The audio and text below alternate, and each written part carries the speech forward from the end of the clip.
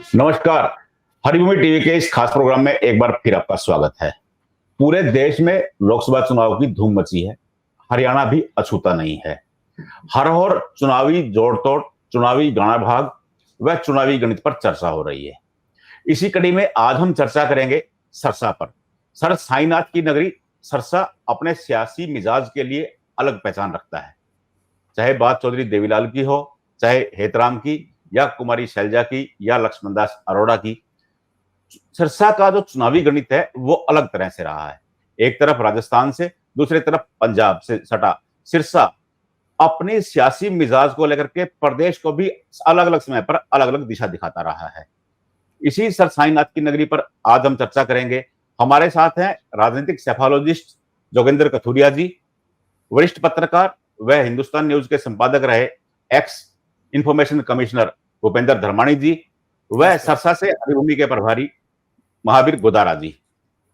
तो सबसे पहले मैं कथुरिया जी आपके पास आना चाहूंगा कि सिरसा का जो जातिगत विवरण है वो क्या कहता है? सिरसा में 52% जनरल जाति के मतदाता हैं, 28% एससी जाति के मतदाता हैं और 20% ओबीसी कैटेगरी के मतदाता हैं। यदि मैं जनरल कैटेगरी की बात करूं, जनरल कैटेगरी में सर्वाधिक 3,60,000 लगभग 20% के करीब यहाँ पर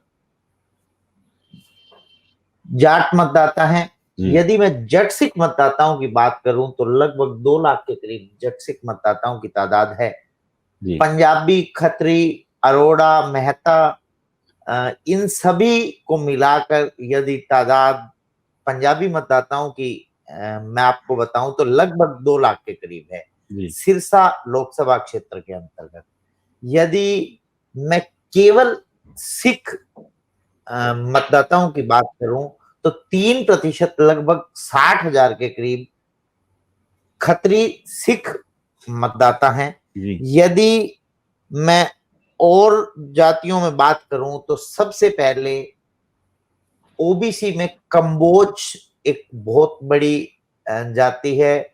लगभग 5% के करीब 1 लाख के करीब कंबोज बिरादरी के मतदाता है यहाँ। और सैनी, कुम्हार, नाई, सुनार, इन सभी जो ओबीसी की छोटी खाती, इन सभी को मिलाकर यदि मैं बात करूं तो 1,70,000 के करीब मतदाता हैं। यदि मैं एससी कैटेगरी में बात करूं तो लगभग 1,65,000 के करीब रविदासिया मतदाता हैं, 1,60,000 के करीब मजबी सिख मतदाता हैं और बाकी 20% में से ये 2 हिस्से काटकर लगभग 2,37,000 के करीब बाकी एससी कैटेगरी के, जिसमें वाल्मीकि, धानक समाज के मतदाता, बाजीगर समाज के मतदाता, इन सभी की तादाद मिलाकर 2,37,000 के करीब।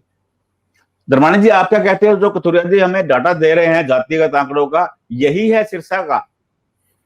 देखिए, जातिगत जो इन्होंने आंकड़ा दिया है, अभी सेफोलॉजिस्ट हैं तो इनके पास आंकड़ा इन्होंने एकत्र किया होगा।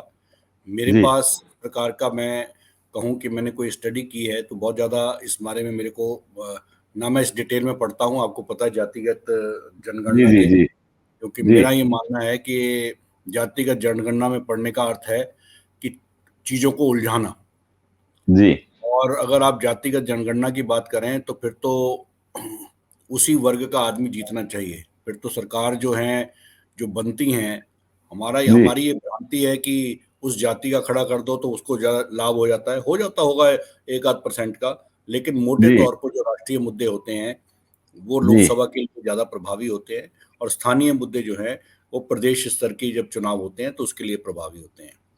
जी। अगर उस दृष्टि से देखा जाए तो ये तो अपनी आरक्षित सीट है और आरक्षित सीट में तो फिर तो मतलब जो नॉन आरक्षित हैं वो तो कोई मैटर ही नहीं करते हैं, वो किधर जाएंगे जी। आप ये ना, मतलब इसका मतलब ये थोड़ी है कि वोट जो है वो एक ही तरफ पड़ेंगे। अब यहाँ पर अगर आप आरक्षित विधानसभा सीटों की बात करें सिरसा के अंदर, 3 हैं, आपको मालूम ही है। एक तो कालांवाली है, एक अपना रतिया है और एक नरवाना है। ये आरक्षित सीटें हैं। बाकी 6 सीटें जो हैं वो जनरल हैं। जनरल कैटेगरी में जी। और तीनों में अलग अलग समीकरण है। कहीं पर जाट समुदाय बहुल है तो कहीं दूसरा समुदाय, कहीं पंजाबी समुदाय बहुल है तो कहीं कुछ है। तो इसलिए मुझे लगता है कि जातिगत जनगणना का कोई अर्थ ज्यादा नहीं है जहां तक राष्ट्रीय चुनाव की बात है। इसलिए ब्लॉक वाइज पे धरवानी जी हम आ रहे हैं, हम लोग विधानसभा सीट वाइज पे आएंगे कि विधानसभा सीट वाइज की क्या तस्वीर है। तो बगथोड़ी सबसे पहले आपसे सिरसा के बारे में पूछना चाहूंगा, सिरसा शहर क्या कहता है आपके हिसाब से? देखो, सिरसा शहरी सीट है। अभी तक टिल डेट, आज इस समय तक जब हम ये वीडियो कर रहे हैं, यहाँ पर एज कांग्रेस के पक्ष में जा रहा था, क्योंकि जो वहां का पंजाबी वोटर तीनों पार्टीज को बट रहा है, इनेलो को भी जा रहा है, भाजपा को भी जा रहा है, कांग्रेस को भी जा रहा है जी। और जो बाहरी ग्रामीण क्षेत्र है वहां कुमारी शैलजा बढ़त बनाती दिखाई दे रही हैं। परंतु आज योगी आदित्यनाथ, जिनका हिंदू वोटर्स में पंजाबी, बनिया, ब्राह्मण अच्छा खासा जो है वर्चस्व है, लोगों में लोकप्रियता है योगी आदित्यनाथ के नाम की, आज वो सिरसा अनाज मंडी में अभी रैली करेंगे। उसके बाद क्या माहौल होता है वो बाद की परिस्थितियों के बाद बात करेंगे। परंतु आज की डेट तक यहाँ भी कुमारी शैलजा को कुछ ना कुछ एज मिल रहा है।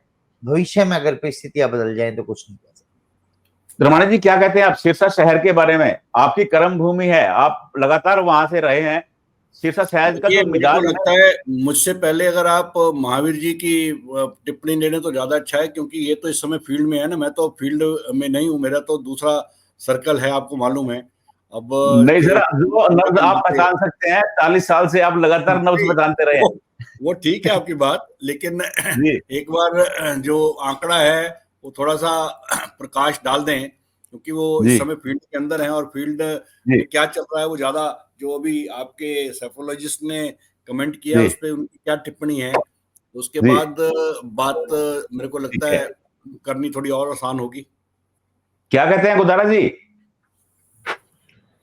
पंडित जी, यहाँ सिरसा विधानसभा की आपने बात करी तो 31 गांव हैं और 31 ही सिरसा विधानसभा में वार्ड है जी। और दूसरी बात सिरसा शहर की आपने कही तो यहाँ दो बड़े वोट बैंक अग्रवाल समुदाय के और पंजाबी समाज के, और ज्यादातर आप पिछले दो विधानसभा चुनाव देखो तो एक बार गोपाल कांडा या दूसरी बार उनको गोकुल सेतिया, जो कभी उनके नाना कांग्रेस से रहे हैं, तो ज्यादातर टक्कर इन्हीं की जो वर्ग है इन्हीं की होती रही है। अब आपने कहा सिरसा शहर में ठीक है, अब गोपाल कांडा बिना समर्थन बीजेपी को समर्थन दे रहे हैं बिना शर्त, और उधर गोकुल सेतिया है जो पंजाबी वोट बैंक एक बड़ा वर्ग वो रखते हैं पंजाबी वोट बैंक का, वो फिलहाल आईएनएलडी का समर्थन कर रहे हैं। और इसके अलावा जो दूसरे नेता है हर वर्ग, नवीन केडिया, जो एक बार कांग्रेस की ओर से विधानसभा चुनाव लड़ चुके हैं, पंडित होशियारलाल शर्मा के बेटे राजकुमार शर्मा है, अमीर वीरबान में थे, दूसरे लोग हैं वो भी कांग्रेस के साथ जुड़े हैं। तो ये मानकर चला जा सकता है कि सिरसा शहर में लगभग तीनों तिकोना मुकाबला देखा जा रहा है। जी जी जी। अगली सीट पे बात करेंगे कथुरिया जी। अगली सीट देखो ऐसा है पंडित जी, एलनाबाद पे जी जी जी बद्रवानी जी बताइए। जो अभी आपने बात सुनी जी, मुझे ये लगता है कि ये बिल्कुल बात ठीक है कि ये दो पर्टिकुलरली जो समुदाय हैं या इन्हीं का यहाँ से विधायक चुना जाता रहा है, और बहुत लंबे समय तक लक्ष्मण दास अरोड़ा जी ने यहाँ से नेतृत्व किया है, और उनका माना जाता था कि भजन लाल के बाद अगर कोई सबसे ज्यादा सुरक्षित सीट कांग्रेस की है तो वो सिरसा है। जी। लेकिन जब चौटाला जी की सरकार बनी थी तो उस सरकार बनने के बाद जो डिलिमिटेशन हुआ था, तो कुछ सिरसा विधानसभा को ही नहीं पूरे क्षेत्र को ही उन्होंने कुछ इस प्रकार रीऑर्गेनाइज किया था कि यहाँ से कोशिश ये की गई थी कि उनका पंजाबियों का वर्चस्व जो है वो खत्म किया जा सके। जी। और मुझे लगता है कि बहुत सारे गांव ऐसे इसमें डाले भी गए जिससे कि चीजें थोड़ी डाइल्यूट हो सकें। पर उसके बाद जो अभी पिछला चुनाव हुआ उसमें हालांकि बहुत ही नजदीकी मामला रहा, और गोपाल कांडा जी ने सीट जीती और गोपाल कांडा दूसरी बार सिरसा का प्रतिनिधित्व कर रहे हैं और उन्होंने यहाँ पर जिस प्रकार का 2 बार जीतने के बाद प्रभाव दिखाया है, तो उनका जैसे इन्होंने बताया कि बिल्कुल बिना शर्त समर्थन में आना, मुझे लगता है कि अशोक तंवर के लिए काफी बड़ी एसेट है। और उसके अलावा जो इस समय राष्ट्रीय मुद्दे हैं जिसमें मोदी जी का अपना जो नाम है वो उनको काफी सहायता दे रहा है। हालांकि शैलजा जी की छवि भी सिरसा में बहुत अच्छी मानी जाती है और उनका प्रतिनिधित्व भी लोग रैलिश करते रहे हैं, लेकिन क्योंकि एक बहुत लंबे गैप के बाद वो सिरसा में आई हैं, तो एक बहुत बड़ा वर्ग ऐसा है जो उनके यहाँ से जाने के बाद इस समय वोटर बना है। अब उसमें उनकी क्या अप्रोच रहती है, ये अभी स्टडी करने की बात है। जैसे अभी बताया कि आज योगी आदित्यनाथ आ रहे हैं, ऐसे ही कुछ उनके भी नेता कांग्रेस के भी आएंगे। लेकिन अगर मैं पिछला इतिहास देखूं मोटे तौर पर, तो सिरसा के अंदर जो है लड़ाई मोटी मोटी जो है ये इन दो समुदायों में रही है। और जैसे बताया कि गोकुल सेतिया जो है इनेलो के लिए समर्थन अगर दे रहे हैं, तो ये बाकी जितने भी नाम हैं जो बहुत ज्यादा महत्व नहीं रखते हैं, क्योंकि इनमें से 1-2 तो नाम ऐसे हैं जो चुनाव लड़ भी चुके हैं कांग्रेस की टिकट पर कोई ज्यादा फायदा उनको हुआ नहीं। चाहे वो नवीन केडिया हो, चाहे वो अमीर चावला हो, और चाहे वो उसमें वीरभान मेहता हो, और या राजकुमार शर्मा हो। तो और इसमें एक और सीट मैं बताना चाह रहा हूँ, इसमें से बहुत नाम ऐसे भी हैं जो सिर्फ नाम के लिए खड़े हैं, क्योंकि आपको मालूम है कि ग्रुपबाजी में हुड्डा जी के भी यहाँ पे समर्थक है। हाँ, तो वो लोग जो हैं बस दिखावे के लिए चेहरा दिखा रहे हैं, लेकिन अंदर कितना काम कर रहे हैं ये अभी देखना पड़ेगा। जी जी जी अगली एलनाबाद सीट पे आते हैं हम लोग। एलनाबाद सीट पर भी आज की परिस्थिति में जो आज इस मौके तक कुमारी शैलजा के ही पक्ष में है। एलनाबाद पीछे जब उपचुनाव हुआ था, मैं एलनाबाद में सर्वे करने गया था, तो एलनाबाद जब हम सिरसा से एलनाबाद जाते हैं, राइट साइड के जो गांव हैं उन सभी में कुमारी शैलजा अच्छी मजबूत पकड़ है। जो लेफ्ट साइड के जहां पे मीनू बेनीवाल का प्रभाव और यहाँ का वोट बट रहा है, और एलनाबाद शहर में भी वोट बटा हुआ है आज तीनों ही पार्टीज में। पर जब कंक्लूजन निकल के आ रहा है, एलनाबाद विधानसभा में कुमारी शैलजा बढ़त बनाती दिखाई दे रही है। बुदारा जी, आप क्या कहते हैं एलनाबाद पे?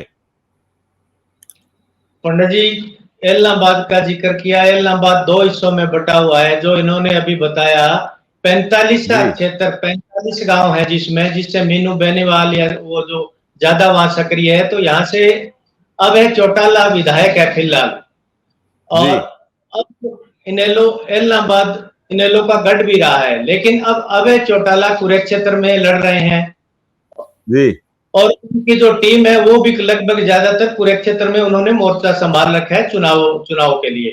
तो फिलहाल जो पंडित जी चल के आ रहे हैं, जो 45 या बागड़ी बेल्ट जिसको कहते हैं, जहां अभय चौटाला को पीछे उपचुनाव में लीड मिली थी, वहां आईएनएलडी का जो वोटर है वो कहीं न कहीं कुछ अनुपात में कांग्रेस की ओर जाता दिखाई दे रहा है। दूसरा, रानी जी ने जिक्र किया, राष्ट्रीय मुद्दे हो सकते, लेकिन कुमारी शैलजा का खुद की छवि या खुद का व्यक्तित्व भी इतना है, लोग ये कह रहे हैं भी कांग्रेस पार्टी बाद में या कुमारी शैलजा कैंडिडेट पहले, उनका चेहरा व्यक्तित्व पहले वोटरों को कहीं ना कहीं खींच रहा है। तो कुल मिलाकर आप यह कह सकते हैं कि यहाँ मीनू बेनीवाल कोई शक नहीं है, भागदौड़ कर रहे हैं, परिश्रम कर रहे हैं, उन्होंने पीछे काम भी कराए हैं अपने स्तर पर, लेकिन मीनू बेनीवाल इस बहाने, लोकसभा के बहाने वो विधानसभा की तैयारी कर रहे हैं। और लोग कुछ तो यह भी कह रहे हैं कि जब मीनू बेनीवाल की बारी आएगी उस समय मीनू बेनीवाल के बारे में भी सोचा जाएगा। अब फिलहाल इलाहाबाद में ज्यादातर जो है वो कांग्रेस की ओर कहीं ना कहीं थोड़ा झुकाव दिखाई दे रहा है। अगली सीट पे हम लोग रानिया में भी कुमारी शैलजा, मैं देखो ओवरऑल बता दूं, मैंने सिरसा को अच्छे से आज की परिस्थिति में ऑब्जर्व किया है। मैंने वहां अपने कई साथी पत्रकारों से बात की, और जो वहां की सर्वे रिपोर्ट में निकल के आ रहा है, सभी विधानसभाओं में 9 की 9 विधानसभाओं में कुमारी शैलजा एज पर हैं, जिसमें सिरसा शहर और फतेहाबाद शहर यहाँ कुछ नेक टू नेक फाइट हो सकती है, परंतु जो कंक्लूजन है बढ़त कुमारी शैलजा की फेवर में जा रही है। बाकी सभी में तो एक तरफा सा मुकाबला है। बाकी जो वो सिरसा से साथी बैठे हैं एक बार इनसे धर्माणी जी, रानिया से तो रणजीत सिंह विधायक हैं, बिजली मंत्री रहे हैं मनोहर खट्टर सरकार में। देखिए ऐसा है, जो आप बात कह रहे हैं बिल्कुल ठीक है, लेकिन मंत्री रहे हैं तो उसके बाद की स्थिति क्या है वो मैंने जैसे बताया अभी जो एज की बात आ रही है, क्योंकि आपको पता है कि किसानों का आंदोलन जो है वो रानिया बेल्ट और इस बेल्ट के अंदर ज्यादा प्रभावी था। और लेफ्टिस्ट का भी थोड़ा सा डोमिनेशन इस एरिया के अंदर है। तो ये मानना पड़ेगा कि जो शैलजा की अपनी छवि है, यही कारण है कि सिरसा की सीट को में फाइट मानी जा रही है कि भाई इस समय फाइट। अदरवाइज अगर दूसरी दृष्टि से देखते, अगर शैलजा जी का जो कैंप है वो अगर कहीं दूसरी तरफ होता तो मेरे को लगता है मुकाबला ही एक तरफा होता।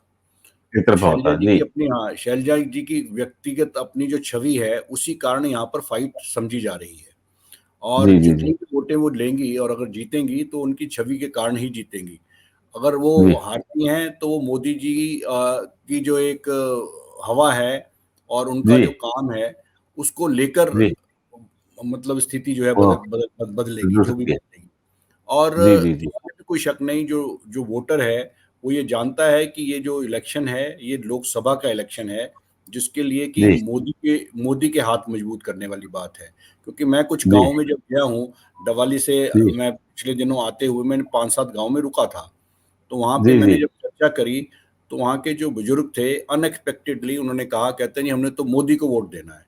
तो मैंने कहा मैं क्या शैलजा जी, तो कहते हैं जी वो अच्छी हैं, लेकिन फिर उन्होंने मेरे को जो उदाहरण दिया आप पंडित जी सुन के हैरान रह जाओगे। वो कहते हैं जी भीष्म पितामह भी तो बहुत अच्छे थे, द्रोणाचार्य भी तो बहुत अच्छे थे, वो कहाँ खड़े थे। तो अगर लोगों की इतनी क्लियरिटी है, कहते हैं बाकी जो चीजें गलत हैं जी वो 4 महीने बाद देखेंगे, 4-5 महीने बाद देखेंगे। तो लोगों को अगर इतनी क्लियरिटी है तो उस वर्ग में मेरे को लगता है जो लोअर तबका है, जिसको बेनिफिशियरी हम कहते हैं इस प्रेजेंट गवर्नमेंट का, वो अगर ये मन बना चुका है, शांत है, तो मुझे लगता है कि अभी कुछ भी आकलन करना सिरसा की सीट को लेकर जल्दबाजी होगी। और आने वाले ये जो 3-4 दिन हैं ये बहुत क्रूशियल रहने वाले हैं। और इसके अंदर अब जैसे आज योगी आए हैं या अभी और कोई नेता आते हैं तो किस करवट बैठेगा मामला, ये देखना पड़ेगा। शहरी क्षेत्रों में धर्माणी जी आपसे ये पूछ रहा था, शहरी क्षेत्रों में जो हो रहा है, शहरी क्षेत्रों में चलो अभी आपने ये बात करी है तो मैं आपको बता भी दूं कि 2019 में दुग्गल जी ने, सुनीता दुग्गल ने 7,14,351 वोट लिए थे जी, और उन्होंने तंवर को ही हराया था 4,04,433 वोट लेकर जिन्होंने लिए थे। और तीसरे नंबर पर जो थे वो जेजेपी के थे, लगभग 95,000 वोट थे। और आईएनएलडी के जो रोडी थे उनके 88,000 के आसपास वोट थे।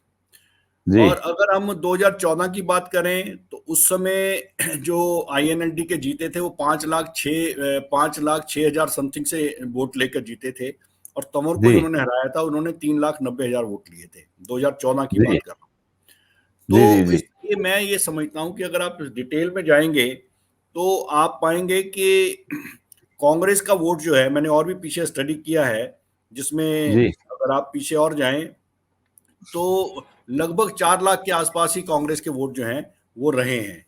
और इस स्थिति को अगर आप देखें तो जैसे अभी बात आ रही है कि जैसे एलनाबाद के अंदर अभय चौटाला इस समय प्रतिनिधित्व कर रहे हैं और वो गढ़ रहा है आईएनएलडी का। और इसी प्रकार ये जो आपका अगर हम देखें इस समय नरवाना है, टोहाना है, ये जेजेपी के प्रतिनिधि वहां पर हैं। और बीजेपी के पास तो सिर्फ एक फतेहाबाद और रतिया ही है, बाकी 2 सीटें कालांवाली डबवाली जो है वो उनके पास है, कांग्रेस के पास है। और रानिया जो है वो आपने बताया ये रणजीत सिंह जी के पास है। तो इस स्थिति को देखते हुए अगर हम आप देखें तो बीजेपी के पास तो 9 में से 2 ही सीटें हैं तो विधानसभा की दृष्टि से हम देख नहीं सकते, क्योंकि अगर आप वो देखेंगे तो 2019 में 79 सीटों के ऊपर बीजेपी ने लीड ली थी विधानसभा सेगमेंट में, जब 10 की 10 सीटें थी, और 6 महीने बाद, 4 महीने बाद ही आपको पता है 40 रह गई थी। 40 रह गई थी जी। हाँ, तो इसलिए हम इसका आकलन नहीं कर सकते इस ढंग से। पर मुझे ये लगता है कि अगर वोटर में इतनी क्लियरिटी है राष्ट्रीय मुद्दों को लेकर, तो मैं समझता हूं कि ये बहुत टफ मुकाबला है, और इसमें कोई भी किसी भी प्रकार का जजमेंट देना इस समय बहुत जल्दबाजी होगी। गोदारा जी, मैं आपसे पूछना चाहूंगा कि देवेंद्र बबली ने समर्थन का ऐलान किया है। उन्होंने बड़ा धमाका टाइप किया है कि वो बार बार भाजपा की तरफ जा रहे थे और अचानक उन्होंने शैलजा के समर्थन का ऐलान कर दिया। इससे कितना फर्क पड़ेगा सरसा के चुनाव पर? पंडित जी, थोड़ा मैं धर्मानी जी की बात को आगे बढ़ा रहा हूं। उन्होंने पीछे 2014 और 19 का उदाहरण दिया। 2014 और 2024 आज बहुत सारा जो सिरसा जिला की है राजनीतिक परिस्थितियां पूरी तरह बदली हुई है। उस टाइम चौटाला परिवार का वहां यहाँ वर्चस्व था, लेकिन उसके बाद चौटाला परिवार में फूट हुई। उसके बाद सिरसा का जो सियासी समीकरण है, परिदृश्य पूरी तरह बदल गया है। आज सिरसा में दो ही चेहरे हैं, जैसे धर्मानी जी ने किया। अगर राष्ट्रीय मुद्दों की बात करें तो नरेंद्र मोदी का है, अगर व्यक्तिगत छवि या उसको बात करें तो कुमारी शैलजा की छवि है। यहाँ दो पार्टी उम्मीदवारों या चेहरों की नहीं है, यहाँ एक चेहरा बोल रहा है, दूसरा प्रधानमंत्री मोदी का चेहरा है। तीसरी बात आपने अभी टोहाना की पूछी, तो देखो कल जैसे ही ये खबर आई, पहले ये माना जा रहा था भी मनोहर लाल खट्टर के साथ कभी भी देवेंद्र बबली मंच साझा कर सकते हैं भारतीय जनता पार्टी के लिए, लेकिन अचानक ये एकदम सियासी समीकरण रातों रात बदले और एक चौंकाने वाला फैसला ये आया कि देवेंद्र बबली ने कांग्रेस को समर्थन देने का फैसला लिया है। तो उसके बाद कम से कम इतना वोट में कन्वर्ट हो पाएगा ये तो पंडित जी 4 जून को ईवीएम खुलने के बाद ही पता चलेगा। लेकिन ये चीज बड़ा स्पष्ट है कि कांग्रेस का जो मोर्लप है, जो वर्करों का है, नेताओं का है, उनमें एक नई एनर्जी तो देखने को मिल रही है।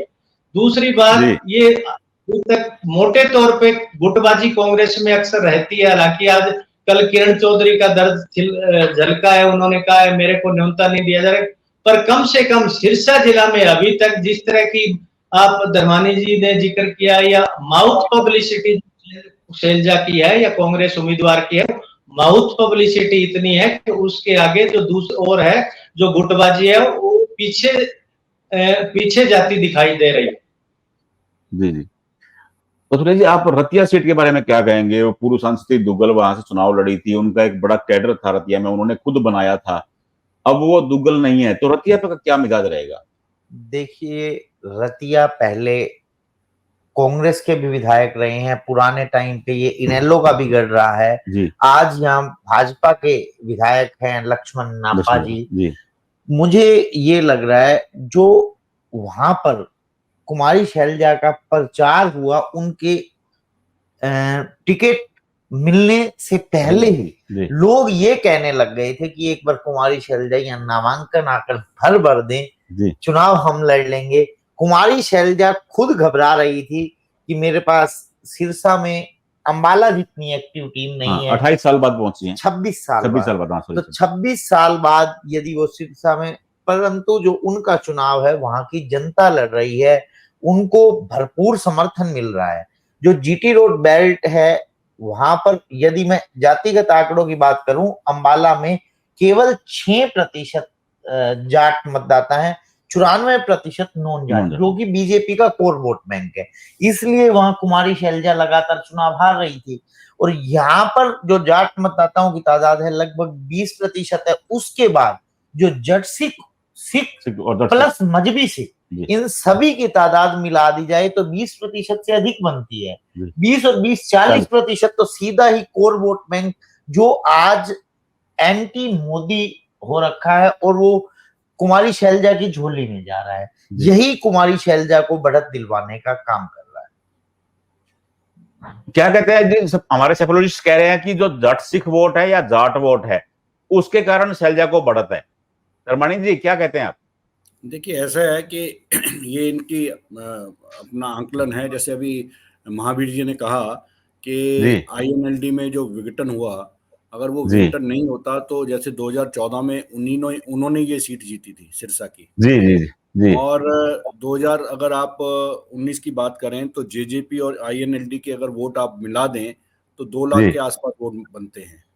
हाँ, 2 लाख से भी कम, 1,75,000 समथिंग बनते हैं। हाँ, जी वही लगभग मैंने कहा ना 2 लाख के आसपास बनते हैं, जी क्योंकि जी वो 88,000 और 95,000 लेके अगर आप चलेंगे तो वही 2.25 लाख के आसपास वोट बनता है। हाँ जी अब जिस प्रकार अभी बात आई कि डोमिनेशन जो है वहाँ पर और ये अपना एलनाबाद के एरिया में और रानिया के एरिया में ये जो जितने भी आप वर्ग की बात कर रहे हैं या जी डबवाली की बात करें तो जी यहाँ पर अगर जो जाट समुदाय है वो जी मोदी जी के पक्ष में है या नहीं है, बीजेपी के पक्ष में है या नहीं है, लेकिन कांग्रेस के या शैलजा जी के पक्ष में है, ये कहना भी मेरे जी को लगता है जल्दबाजी होगी, क्योंकि जी आईएनएलडी का भी काफी प्रभावी एक नेता जो है उसको टिकट उन्होंने दिया है। जी और मुझे लगता है कि हम जब भी स्टडी कर रहे हैं तो उसमें हम ये सीधी फाइट मान के चल रहे हैं कि शैलजा वर्सेस तंवर है।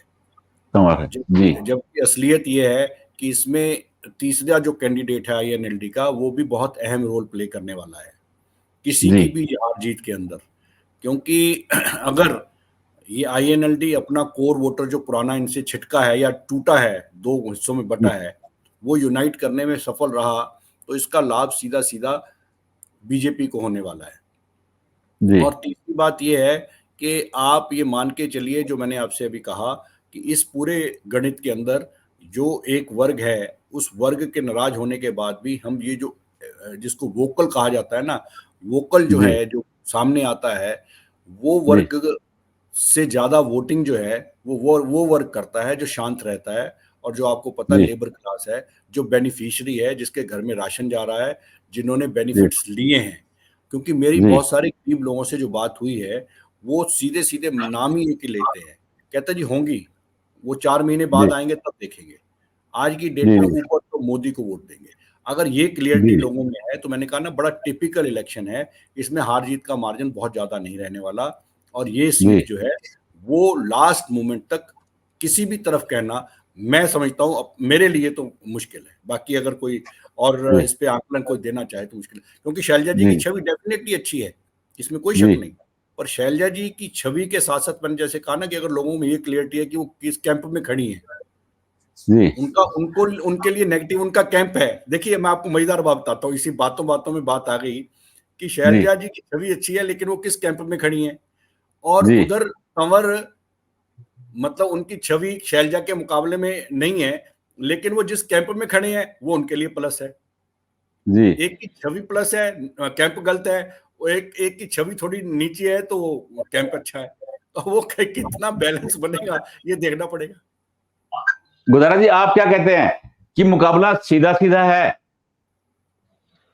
पंडित जी अभी धर्मानी जी ने जिस कैंप की बात कही, कैंप के जी ऊपर भी लोग सवाल करने लग गए हैं, जैसे आपने इन्होंने कहा और पूर्व मुख्यमंत्री मनोहर लाल जी बार बार कह रहे हैं भी अशोक तंवर मेरा भांजा है, तो जिस जी कैंप की बात करेंगे आप सवाल 9.5 साल उनकी भी जवाबदेही, उन्होंने हरियाणा में काम किया तो लोग उनसे भी सवाल खड़े कर रहे हैं, नंबर 1। जी दूसरी बात आप कही कि क्या किस तरह का मुकाबला है, तो ठीक है अभी तक 5 दिन पड़े हैं चुनाव में, बड़ी अभी तो राजनीतिक पूल में धर्मानी जी की बात से हल्का सा सहमति हूं कि राजनीतिक पूल होंगे अब इन 4 दिनों में। कई बार वोटर तो सीधा वोट करता है लेकिन इसके अलावा एक राजनीतिक पूल की बड़ी भागीदारी होती है, वो पर्दे के पीछे कितना बात करेंगे, उसमें फिर राजनीतिक जो सीमाएं हैं वो नहीं रहती, वो उस टाइम वो उसका लक्ष्य देखा जाता है कौन किसको तोड़ पाते, तो राजनीतिक पूल भी एक इन 4 दिनों में बड़ा एक पॉइंट रहेगा। और कुल मिला के अब ये कह सकते हैं आज के दिन ठीक आज योगी आदित्यनाथ है, लेकिन अभी तक यहाँ मुकाबला बढ़ा हुआ है, लेकिन कांग्रेस अब भी ठीक स्थिति में है। हाँ, भाजपा को भी अपने लक्ष्य तक पहुंचने के लिए अभी खूब पसीना बहाना पड़ेगा। अभी आपने देखा सिरसा का मिजाज कैसा है, सिरसा क्या करने वाला है, तस्वीर लगभग लगभग दिखने लगी है, लेकिन मतदान का इंतजार बाकी है, उसके बाद मतगणना का इंतजार करना होगा। अब कुछ दिख रहा है लेकिन स्पष्ट तभी होगा जब वोट गिने जाएंगे। आपको हमारा यह प्रोग्राम कैसा लगा, इस पर अपनी प्रतिक्रिया जरूर दें। आपकी प्रतिक्रियाएं हमारा मार्गदर्शन करती हैं। अगर प्रोग्राम अच्छा लगा हो तो लाइक करें, कमेंट करें, शेयर करें। नमस्कार।